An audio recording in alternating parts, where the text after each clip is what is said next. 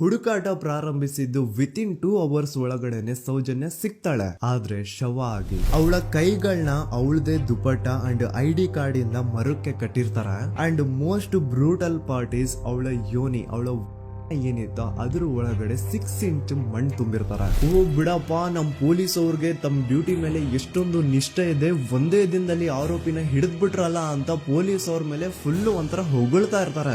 ಆದ್ರೆ ಪಾಪ ಜನರಿಗೆ ಎಲ್ಲಿ ಗೊತ್ತಿತ್ತು ಈ ಕೇಸ್ ನ ರಿಯಲ್ ಆರೋಪಿ ಬೇರೆ ಯಾರೋ ಇದಾರೆ, ಪೊಲೀಸ್ ಅವರೇ ಈ ಕೇಸ್ ನ ಮಿಸ್ಲೀಡ್ ಮಾಡೋದಕ್ಕೆ ಸುಮ್ನೆ ಸಂತೋಷ್ನ ಅರೆಸ್ಟ್ ಮಾಡಿದ್ದಾರೆ ಅಂತ. ಪೊಲೀಸ್ ಅವರು ಈ ಕೇಸ್ ಅಲ್ಲಿ ಕರಪ್ಟ್ ಆಗಿದ್ದಾರೆ, ಪೊಲೀಸ್ ಅವರೇ ಸತ್ಯ ಮುಚ್ಚಿಡ್ಲಿಕ್ಕೆ ಟ್ರೈ ಮಾಡ್ತಿದ್ದಾರೆ. ಹಾಗಾಗಿ ಈ ಕೇಸ್ ನ ಇನ್ಮುಂದೆ ಪೊಲೀಸ್ ಅವರಲ್ಲದೆ CBI ಅವರು ಇನ್ವೆಸ್ಟಿಗೇಷನ್ ಮಾಡಬೇಕು, ಈ ಕೇಸ್ ನ CBI ಒಪ್ಸಿ ಅಂತ ಅಗೇನ್ ಪ್ರೊಟೆಸ್ಟ್ ಗಳು ಸ್ಟಾರ್ಟ್ ಆಗ್ತವೆ. ಸೌಜನ್ಯ ಕೇಸ್ ಒಂದೇ ಅಲ್ಲ, ನಾರಾಯಣ ಹಾಗೂ ಯಮುನಾ ಕೇಸಲ್ಲೂ, ವೇದವಲ್ಲಿ ಕೇಸಲ್ಲೂ, ಆ ಬ್ಯಾಂಕ್ ಮ್ಯಾನೇಜರ್ ನ ಕೇಸಲ್ಲೂ ಹಾಗೂ ಪದ್ಮಲತಾ ಕೇಸಲ್ಲೂ ಸೀದಾ ಡೈರೆಕ್ಟ್ ಡೌಟ್ ಬರೋದೆ ಊರಿನ ಗೌಡ್ರ ಮೇಲೆ. ಸೌಜನ್ಯ ಕೇಸ್ ಬಿಟ್ಟು ಆ ಇನ್ನೊಂದು ಕೇಸ್ ಯಾವುದು, ಅದಕ್ಕೂ ಸಂತೋಷ್ಗೂ ಏನ್ ಸಂಬಂಧ, ಅದ್ರಲ್ಲಿ ಯಾಕೆ ಸಂತೋಷ್ನ ಪೊಲೀಸ್ ಅವರು ಫಿಟ್ ಮಾಡಿದ್ರು ಅಂತ ಪ್ರತಿಯೊಂದು ಹೇಳ್ತೀನಿ. ನಾನು ಈ ಚಾನೆಲ್ ನ ಸ್ಟಾರ್ಟ್ ಮಾಡಿದಾಗಿಂದ one of the most requested video ಬಂದು ಸೌಜನ್ಯ ಕೇಸ್ ಬಗ್ಗೆ. ಸರಿ, ನಮ್ ದೂತ ಸಭೆಯ ಪ್ರಜೆಗಳು ಇಷ್ಟೊಂದು ಕೇಳ್ತಿದಾರಲ್ಲ, ಈ ಒಂದು ಕೇಸ್ ಬಗ್ಗೆ ವಿಡಿಯೋ ಮಾಡುವ ಅಂತ ಸೌಜನ್ಯ ಕೇಸ್ ಬಗ್ಗೆ ನಾನು ರಿಸರ್ಚ್ ಸ್ಟಾರ್ಟ್ ಮಾಡಿದೆ. ಅಂಡ್ ಟ್ರಸ್ಟ್ ಮೀ, ಎಷ್ಟೊಂದು ಕಾಂಪ್ಲೆಕ್ಸ್ ಈ ಒಂದು ಕೇಸ್ ಇದೆ ಅಂತಂದ್ರೆ ನನ್ ತಲೆನೇ ಕೆಟ್ಬಿಡ್ತು. ಬಟ್ ಡೋಂಟ್ ವರಿ, ನಿಮ್ಗಂತೂ ಪ್ರತಿ ಒಂದನ್ನ ತುಂಬಾ ಸಿಂಪಲ್ ಆಗಿ ಅರ್ಥ ಮಾಡಿಸ್ತೇನೆ. ಅನ್ಕೊಳ್ಳಿ, ಒಂದು ಊರು, ಆ ಊರಲ್ಲಿ ಒಂದು ಗೌಡ್ರ ಕುಟುಂಬ ಇದೆ. ಅಂಡ್ ಆ ಗೌಡ್ರ ಕುಟುಂಬ ತುಂಬಾನೇ ಪವರ್ಫುಲ್, ಲೈಕ್ ನಾವು ಮೂವೀಸ್ ಅಲ್ಲಿ ನೋಡ್ತೀವಿ ಹಂಗೆ. ಸೊ ಗೌಡ್ರು ಊರು ಬಂದು ಧರ್ಮಸ್ಥಳ ಅಂತ. ಆ ಒಂದು ಊರಲ್ಲಿ ಇವ್ರಿಗೆ ಸಖತ್ ಕಂಟ್ರೋಲ್ ಇರುತ್ತೆ. ಈವನ್ ಅದೇ ಒಂದು ರೀಜನ್ ಅಲ್ಲಿ ಇರುವಂತಹ ಒಂದು ತುಂಬಾನೇ ಪಾಪ್ಯುಲರ್ ದೇವಸ್ಥಾನನು ಸಹ ಇವರೇ ಕಂಟ್ರೋಲ್ ಮಾಡ್ತಿರ್ತಾರ. ಆ ಒಂದು ದೇವಸ್ಥಾನ ಇಂದ ಈ ಗೌಡ್ರ ಕುಟುಂಬಕ್ಕೆ ಎಷ್ಟೊಂದು ದುಡ್ಡು ಬರ್ತಾ ಇರುತ್ತೆ ಅಂತಂದ್ರೆ, ಅದೇ ದುಡ್ಡಲ್ಲಿ ಇವರು ಬೇಜನ್ ಪ್ರೈವೇಟ್ ಪ್ರೈಮರಿ ಅಂಡ್ ಹೈಸ್ಕೂಲ್ಸ್ ನ ಸ್ಥಾಪನೆ ಮಾಡಿರ್ತಾರೆ, ಬೇಜನ್ ಪ್ರೈವೇಟ್ ಮೆಡಿಕಲ್ ಕಾಲೇಜಸ್ ಇರ್ತವೆ, ಅಂಡ್ ಬೇಜನ್ ಪ್ರೈವೇಟ್ ದೊಡ್ಡ ದೊಡ್ಡ ಹಾಸ್ಪಿಟಲ್ಸ್ ಇರ್ತವೆ. ಒಟ್ಟಲ್ಲಿ ಹೇಳ್ಬೇಕು ಅಂತಂದ್ರೆ ದುಡ್ಡಿನ ಸುರಿಮಳೆ ಇವ್ರಿಗೆ. ನೋಡಿ, ನಮ್ಮ ಭಾರತ ದೇಶದಲ್ಲಿ ಒಂದು ಕಾನೂನಿದೆ, ದ ರಿಲಿಜಿಯಸ್ ಎಂಡೋಮೆಂಟ್ ಆಕ್ಟ್ 1863 ಅಂತ. ಬೇಸಿಕಲಿ ಈ ಒಂದು ಕಾನೂನ್ ಏನ್ ಹೇಳುತ್ತೆ ಅಂತಂದ್ರೆ, ಭಾರತದಲ್ಲಿ ಯಾವ್ದೆಲ್ಲ ಹಿಂದೂ ಟೆಂಪಲ್ಸ್ ಇದಾವೋ ಅವೆಲ್ಲ ಗವರ್ಮೆಂಟ್ ಪ್ರಾಪರ್ಟಿ. ಆ ಹಿಂದೂ ಟೆಂಪಲ್ಸ್ ನ ಮ್ಯಾನೇಜ್ಮೆಂಟ್ ಎಲ್ಲ ಗವರ್ಮೆಂಟ್ ಕೈಗೆ ಹೋಗಿ ಗವರ್ಮೆಂಟ್ ಡಿಸೈಡ್ ಮಾಡುತ್ತೆ ಆ ಮ್ಯಾನೇಜ್ಮೆಂಟ್ ಅಲ್ಲಿ ಯಾರ್ ಕೆಲ್ಸಕ್ಕೆ ಇರಬೇಕು, ಯಾರ್ ಕೆಲ್ಸಕ್ಕೆ ಇರಬಾರ್ದು, ಅಂಡ್ ಆ ಟೆಂಪಲ್ ಇಂದ ಬರ್ತಿರುವಂತಹ ಡೊನೇಷನ್ ಅಮೌಂಟ್ ನ ಏನ್ ಮಾಡಬೇಕು ಅಂತ. ಸೊ ಈ ಒಂದು ಕಾನೂನಿನ ಪ್ರಕಾರ ಗವರ್ಮೆಂಟ್ ಇಂಡಿಯಾದಲ್ಲಿ ಇರುವಂತಹ ಆಲ್ಮೋಸ್ಟ್ ಎಲ್ಲಾ ಹಿಂದೂ ಟೆಂಪಲ್ಸ್ ನ ತನ್ನ ಕಂಟ್ರೋಲ್ ಅಲ್ಲಿ ತಗೋತಾ ಇರ್ಬೇಕಾದ್ರೆ ಗವರ್ಮೆಂಟ್ ಅಫಿಷಿಯಲ್ಸ್ ಧರ್ಮಸ್ಥಳ ಶ್ರೀ ಮಂಜುನಾಥ ದೇವಸ್ಥಾನಕ್ಕೂ ರೀಚ್ ಔಟ್ ಮಾಡ್ತಾರೆ. ಅಂಡ್ ಆಗ ಇಷ್ಟು ದಿನ ಟೆಂಪಲ್ ನ ಕಂಟ್ರೋಲ್ ಮಾಡ್ತಿದ್ದಂತಹ ಆ ಗೌಡ್ರ ಕುಟುಂಬ ಏನ್ ಹೇಳುತ್ತೆ ಗೊತ್ತಾ, ಇಲ್ಲ ಇಲ್ಲ, ಇದು ಹಿಂದೂ ಟೆಂಪಲ್ ಅಲ್ಲ, ಇದು ಜೈನ್ ಫ್ಯಾಮಿಲಿಗೆ ಬಿಲಾಂಗ್ ಮಾಡುವಂತಹ ಒಂದು ಪ್ರೈವೇಟ್ ಟೆಂಪಲ್ ಅಂತ ಹೇಳ್ತಾರೆ. ನಾನ್ ಇಷ್ಟು ದಿನ ಧರ್ಮಸ್ಥಳ ಶ್ರೀ ಮಂಜುನಾಥ ದೇವಸ್ಥಾನ ಒಂದು ಹಿಂದೂ ಟೆಂಪಲ್ ಅಂತ ಅನ್ಕೊಂಡಿದ್ದೆ, ಆದ್ರೆ ಈಗಷ್ಟೇ ನನಗೂ ಗೊತ್ತಾಗಿದ್ದು ಇದು ಹಿಂದೂ ಟೆಂಪಲ್ ಅಲ್ಲ, ಇದು ಒಂದು ಜೈನ್ ಫ್ಯಾಮಿಲಿಗೆ ಬಿಲಾಂಗ್ ಮಾಡುವಂತಹ ಪ್ರೈವೇಟ್ ಜೈನ್ ಟೆಂಪಲ್ ಅಂತ. ಸೊ ಹೀಗಾಗಿ ಗವರ್ಮೆಂಟ್ ಅಫಿಷಿಯಲ್ಸ್ ಏನೂ ಮಾಡಕ್ಕಾಗದೆ ಇವತ್ತಿನವರೆಗೂ ಈ ಒಂದು ಧರ್ಮಸ್ಥಳ ಶ್ರೀ ಮಂಜುನಾಥ ದೇವಸ್ಥಾನನ ಒಂದು ಪ್ರೈವೇಟ್ ಟ್ರಸ್ಟ್ ನಡೆಸ್ಕೊಂಡು ಹೋಗ್ತಿದೆ. ಅಂಡ್ ಆ ಪ್ರೈವೇಟ್ ಟ್ರಸ್ಟ್ ನ ಓನರ್ ಯಾರು, ಅದೇ ಗೌಡ್ರ ಕುಟುಂಬ. ನೋಡಿ, ನಾನು ಈ ವಿಡಿಯೋದಲ್ಲಿ ಯಾರ್ದನ್ನು ರಿಯಲ್ ನೇಮ್ಸ್ ನ ಬಳಸ್ತಿಲ್ಲ. ಪ್ರೀವಿಯಸ್ಲಿ ಬೇರೆ ಯೂಟ್ಯೂಬರ್ಸ್ ತಮ್ಮ ವಿಡಿಯೋಸ್ ಅಲ್ಲಿ ರಿಯಲ್ ನೇಮ್ಸ್ ನ ಬಳಸಿದ್ದಾರೆ ಅನ್ನೋ ಒಂದೇ ಒಂದು ಕಾರಣಕ್ಕೆ ಅವ್ರ ವಿಡಿಯೋಸ್ ನ ಡಿಲೀಟ್ ಮಾಡಿಸಿದ್ದಾರೆ. ಸೊ ಅವ್ರ ಜೊತೆ ಆಗಿದ್ದು ನನ್ ಜೊತೆ ಆಗೋದ್ ಬೇಡ, ಸತ್ಯ ಮುಚ್ಚೋಗೋದು ನನ್ಗಿಷ್ಟ ಇಲ್ಲ. ಹಾಗಾಗಿ ನಾನಿಲ್ಲಿ ರಿಯಲ್ ನೇಮ್ಸ್ ನ ಬಳಸ್ತಿಲ್ಲ. ಆದ್ರೆ ನಾನು ಯಾರನ್ನ ಪಾಯಿಂಟ್ ಔಟ್ ಮಾಡಿ ಹೇಳ್ತಿದ್ದೀನಿ ಅನ್ನೋದು ಮಾತ್ರ ನಿಮಗೆ ತುಂಬಾ ಕ್ಲಿಯರ್ಲಿ ಅರ್ಥ ಆಗುತ್ತೆ. Don't worry.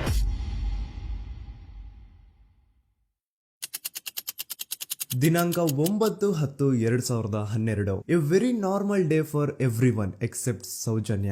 ಧರ್ಮಸ್ಥಳ ಹತ್ರ ಇರುವಂತಹ ಪಂಗಳ್ ಅನ್ನೋ ಒಂದು ಸಣ್ಣ ಹಳ್ಳಿಗೆ ಬಿಲಾಂಗ್ ಮಾಡುವಂತಹ ಸೌಜನ್ಯ ತುಂಬಾನೇ ಒಳ್ಳೆ ಹುಡುಗಿ. SDM ಕಾಲೇಜ್ ಆಫ್ ಉಜ್ರಿಯಲ್ಲಿ 2nd PUC ಓದ್ತಿದ್ದಂತಹ ಇವಳು ತುಂಬಾನೇ ಬ್ರೈಟ್ ಸ್ಟೂಡೆಂಟ್ ಕೂಡ. ಸೊ ಒಂದು ದಿನ ಅಂದ್ರೆ 9 ಅಕ್ಟೋಬರ್ 2012 ಬೆಳಿಗ್ಗೆ 7:30-8 ಗಂಟೆ ಹಾಗೆ ಆಸ್ ಯೂಶುವಲ್ ತನ್ನ ಕಾಲೇಜ್ ಹೋಗೋದಕ್ಕೆ ರೆಡಿ ಆಗ್ತಿರ್ತಾಳೆ. ಅವತ್ತು ಮಂಗಳವಾರದ ದಿನ ಅಂಡ್ ಅವತ್ತು ಲೋಕಲ್ ಫೆಸ್ಟಿವಲ್ ಬೇರೆ ಇರುತ್ತೆ, ಹೊಸ ಅಕ್ಕಿ ಅಂತ. ಈ ಒಂದು ಲೋಕಲ್ ಫೆಸ್ಟಿವಲ್ ದಿನ ಮನೆ ಒಳಗಡೆ ಏನೇ ಅಡುಗೆ ಮಾಡಿದ್ರು ಹೊಸ ಅಕ್ಕಿನೇ ಬಳಸಬೇಕು. ಸೊ ಹೊಸ ಅಕ್ಕಿ ತಂದು ಬ್ರೇಕ್ಫಾಸ್ಟ್ ನ ರೆಡಿ ಮಾಡೋಷ್ಟ್ರಲ್ಲಿ ಸೌಜನ್ಯ ಅವ್ರ ತಾಯಿ ತುಂಬಾ ಲೇಟ್ ಮಾಡ್ತಾರೆ. ಸೊ ಕಾಲೇಜ್ಗೆ ಲೇಟ್ ಆಗ್ತಿದೆ ಅಂತ ಈ ಸೌಜನ್ಯ ಟಿಫಿನ್ ಸಹ ಮಾಡದೆ ಹಾಗೆ ಹೋಗ್ತಾಳೆ. ಅವಳ ತಲೆಯಲ್ಲಿ ಏನಿತ್ತು ಅಂತಂದ್ರೆ, ಹೆಂಗೋ ಇವತ್ತು ಲೋಕಲ್ ಫೆಸ್ಟಿವಲ್ ಬೇರೆ ಇದೆ, ಹಾಗಾಗಿ ಮೇ ಬಿ ಕಾಲೇಜು ಬೇಗ ಬಿಡ್ಬೋದು, ಸೊ ಮಧ್ಯಾಹ್ನ ಡೈರೆಕ್ಟ್ ಮನೆಗೆ ಬಂದು ಊಟ ಮಾಡುವ ಬಿಡು ಅಂತ ಅವಳು ಅನ್ಕೊಂಡಿರ್ತಾಳೆ. ಆದ್ರೆ ಕಾಲೇಜ್ ಹೋಗಾದ್ಮೇಲೆ ಗೊತ್ತಾಗುತ್ತೆ ಅವತ್ತು ಅವಳಿಗೆ ಸ್ಪೆಷಲ್ ಕ್ಲಾಸಸ್ ಬೇರೆ ಇದೆ ಅಂತ. ಸೌಜನ್ಯ ಬ್ರೇಕ್ಫಾಸ್ಟ್ ಕೂಡ ಮಾಡಿರಲ್ಲ ಅಂಡ್ ಲಂಚ್ ಬಾಕ್ಸ್ ಕೂಡ ತಂದಿರಲ್ಲ. ಹಾಗಾಗಿ ಲಂಚ್ ಟೈಮ್ ಅಲ್ಲಿ ಸೌಜನ್ಯನ ಒಬ್ಳು ಫ್ರೆಂಡ್ ಜಾನ್ವಿ ತಾನ್ ತಂದಿರುವಂತಹ ಲಂಚ್ ಬಾಕ್ಸ್ ಅಲ್ಲಿ ಒಂದಿಷ್ಟು ಲಂಚ್ ನ ಆಫರ್ ಮಾಡ್ತಾಳ. ಆದ್ರೆ ಸೌಜನ್ಯ ಪರವಾಗಿಲ್ಲ ನೀನ್ ತಿನ್ನು, ನಾನ್ ಮನೆಗೆ ಹೋಗ್ಬಿಟ್ಟು ಊಟ ಮಾಡ್ಕೊಂತೀನಿ ಅಂತ ಹೇಳ್ತಾಳ. ಸುಮಾರು ಮಧ್ಯಾಹ್ನದ 3:45ಕ್ಕೆ ಕಾಲೇಜ್ ಬಿಡುತ್ತೆ. ಸೌಜನ್ಯ ಕಾಲೇಜ್ ಇಂದ ಬಸ್ ಅಲ್ಲಿ ಬಂದು ನೇತ್ರಾವತಿ ಬಸ್ ಸ್ಟಾಪ್ ಹತ್ರ ಇಳ್ಕೋತಾಳ. ಅವಳ ಜೊತೆ ಅವಳ ಕ್ಲಾಸ್ ಮೇಟ್ಸ್ ಅಂಡ್ ಫ್ರೆಂಡ್ಸ್ ಎಲ್ಲ ಇರ್ತಾರೆ. ಸೊ ಅವ್ರಿಗೆಲ್ಲ ಬಾಯ್ ಹೇಳ್ಬಿಟ್ಟು ಸೌಜನ್ಯ ತನ್ನ ಮನೆ ಕಡೆಗೆ ಹೊರಡ್ತಾಳ. ನೇತ್ರಾವತಿ ಬಸ್ ಸ್ಟಾಪ್ ಇಂದ ಸೌಜನ್ಯ ಮನೆಗೆ 20 ಮಿನಿಟ್ಸ್ ನ ವಾಕ್ ಇರುತ್ತೆ. ಮ್ಯಾಕ್ಸ್ ಟು ಮ್ಯಾಕ್ಸ್ 30 ಮಿನಿಟ್ ಹಿಡಿಬಹುದು. ಸೊ ಸೌಜನ್ಯ ನಡ್ಕೊಂಡು ಮನೆ ಕಡೆಗೆ ಹೋಗ್ತಾ ಇರ್ತಾಳೆ. ಒಂದ್ ಸ್ವಲ್ಪ ದೂರದಲ್ಲಿ ಪ್ರಕೃತಿ ಹಾಸ್ಪಿಟಲ್ ಅಂತ ಒಂದಿರುತ್ತೆ. ಅಲ್ಲಿನ ಸೆಕ್ಯೂರಿಟಿ ಗಾರ್ಡ್ ಸೌಜನ್ಯ ನಡ್ಕೊಂಡು ಹೋಗ್ತಾ ಇರೋದನ್ನ ನೋಡ್ತಾನೆ ಕೂಡ. ನಂತರ ಸೌಜನ್ಯ ಒಂದು 10 ನಿಮಿಷ ಹಂಗೆ ಮುಂದೆ ನಡ್ಕೊಂಡು ಹೋಗಾದ್ಮೇಲೆ ಸೌಜನ್ಯಗೆ ತನ್ನ ಮಾವ ಸಿಗ್ತಾರ. ಅವರು ಸೌಜನ್ಯನ ನೋಡಿ ಮಾತಾಡಿಸ್ತಾರೆ. ಯಾಕಮ್ಮ ಕಾಲೇಜಿಂದ ಇಷ್ಟು ಲೇಟ್ ಬರ್ತಿದ್ಯಾ ಅಂತ ಕೇಳ್ತಾರ. ಆಗ ಸೌಜನ್ಯ ಇಲ್ಲ ಮಾವ, ಕಾಲೇಜಲ್ಲಿ ಸ್ಪೆಷಲ್ ಕ್ಲಾಸ್ ಇತ್ತು ಹಾಗಾಗಿ ಲೇಟ್ ಆಗ್ಬಿಡ್ತು ಅಂತ ಹೇಳಿ ಒಂದೆರಡು ಮಾತಾಡಿಸಿ ನಂತರ ತನ್ನ ಮನೆ ಕಡೆ ತಾನು ಹೊರಡ್ತಾಳ. ಈಗ ಆ ಒಂದು ಪಾಯಿಂಟ್ ಇಂದ ಸೌಜನ್ಯಗೆ ತನ್ನ ಮನೆ ಹೋಗ್ಲಿಕ್ಕೆ 10 ನಿಮಿಷ ಬೇಕು. ಮ್ಯಾಕ್ಸ್ ಟು ಮ್ಯಾಕ್ಸ್ 20 ಮಿನಿಟ್ ಅನ್ಕೊಳ್ಳಿ. 3:45ಕ್ಕೆ ಕಾಲೇಜ್ ಬಿಟ್ರೆ ಅರೌಂಡ್ 4:30ಗೆ ಮನೇಲಿ ಇರ್ಬೇಕಾಗಿದ್ದು ಹುಡುಗಿ 6:15 ಗಂಟೆ ಆಗಿದ್ರು ಮನೆಗ್ ಸೇರಿರಲ್ಲ. ಸೊ ಮನೇಲಿ ಸೌಜನ್ಯ ಅವ್ರ ತಾಯಿಗೆ ಟೆನ್ಷನ್ ಸ್ಟಾರ್ಟ್ ಆಗುತ್ತೆ. ಏನಪ್ಪಾ ಈ ಹುಡುಗಿ ಎಷ್ಟೊತ್ತಾದ್ರೂ ಇನ್ನು ಮನೆಗ್ ಬಂದಿಲ್ವಲ್ಲ ಅಂತ. ಸೊ ಅವ್ರೇನ್ ಮಾಡ್ತಾರೆ, ಸೌಜನ್ಯ ಅವ್ರ ತಂದೆ ಕಾಲ್ ಮಾಡ್ಬಿಟ್ಟು ರೀ ಹಿಂಗೆ 3:30-4 ಗಂಟೆಗೆ ಕಾಲೇಜ್ ಇಂದ ಮನೆಗ್ ಬರ್ತಿದ್ದಿದ್ ನಮ್ ಹುಡುಗಿ ಇವತ್ತು 7 ಗಂಟೆ ಆದ್ರೂ ಇನ್ನು ಮನೆಗ್ ಬಂದಿಲ್ಲ, ನೀವು ಸ್ವಲ್ಪ ಬೇಗ ಮನೆಗ್ ಬಂದು ವಿಚಾರಿಸಿ ಅಂತ ಗಾಬ್ರಿಲಿ ಹೇಳ್ತಾರೆ. ಸರಿ ಅಂತ ಸೌಜನ್ಯ ಅವ್ರ ತಂದೆ ಮನೆಗ್ ಬಂದ್ಬಿಟ್ಟು ಸೌಜನ್ಯನ ಫ್ರೆಂಡ್ಸ್ ಕ್ಲಾಸ್ ಮೇಟ್ಸ್ ಯಾರ್ದೆಲ್ಲ ಅವ್ರ ಹತ್ರ ನಂಬರ್ ಇರುತ್ತೋ ಅವ್ರಿಗೆಲ್ಲ ಕಾಲ್ ಮಾಡ್ಬಿಟ್ಟು ಸೌಜನ್ಯ ಬಗ್ಗೆ ಕೇಳ್ತಾರ. ನಮ್ ಹುಡುಗಿ ಏನಾದ್ರೂ ನಿಮ್ ಮನೆಗ್ ಬಂದಿದ್ದಾಳ ಅಮ್ಮ ಅಂತ. ಆದ್ರೆ ಸೌಜನ್ಯನ ಫ್ರೆಂಡ್ಸ್ ಅಂಡ್ ಕ್ಲಾಸ್ ಮೇಟ್ಸ್ ಎಲ್ಲ ಇಲ್ಲ ಅಂಕಲ್ ನಮ್ಮ ಮನೆಗಂತೂ ಸೌಜನ್ಯ ಏನು ಬಂದಿಲ್ಲ, ಅವಳು ಬಸ್ ಸ್ಟಾಪ್ ಇಂದ ಸೀದಾ ನಿಮ್ ಮನೆ ಕಡೆಗೇನೆ ಹೊರಟ್ಲಲ್ವಾ, ಯಾಕೆ ಇನ್ನೂ ಬಂದಿಲ್ವಾ ಅಂತ ಕೇಳ್ತಾರ.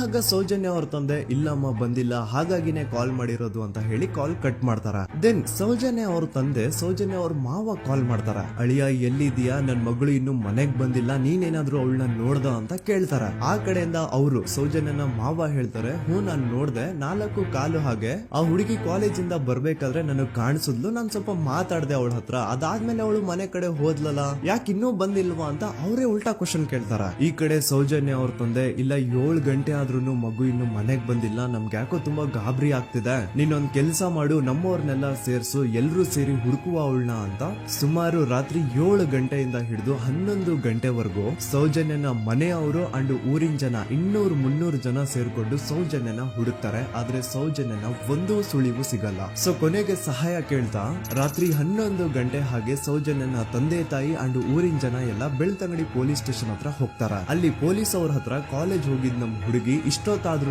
ಇನ್ನು ಮನೆಗ್ ಬಂದಿಲ್ಲ, ಎಷ್ಟು ಹುಡುಕಿದ್ರು ಸಿಗ್ತಾ ಇಲ್ಲ, ಸೊ ಪ್ಲೀಸ್ ಒಂದು ಮಿಸ್ಸಿಂಗ್ ರಿಪೋರ್ಟ್ ನ ಫೈಲ್ ಮಾಡಿ ನಮ್ ಹುಡುಗಿನ ಹುಡುಕೊಡಿ ಅಂತ ಕೇಳ್ಕೊತಾರ.